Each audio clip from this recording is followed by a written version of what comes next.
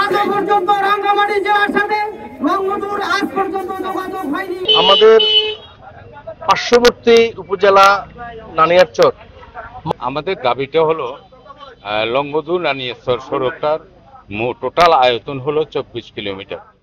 সরকারের কাছে দাবি রাখছি অনতি বিলম্বে যাতে আমাদের এই সড়কটি নির্মাণ হয়।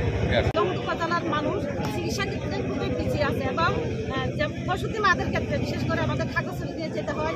দ্রুতর কারণে অনেক রোগী পথের মধ্যে মারা যায়। আমরা রাস্তাটা যদি দ্রুত বাস্তবায়ন হয় তাহলে আমরা মুক্ত হব। এই ঈদে জামা জুতো অ্যাক্সেসরিজের ডিসকাউন্ট।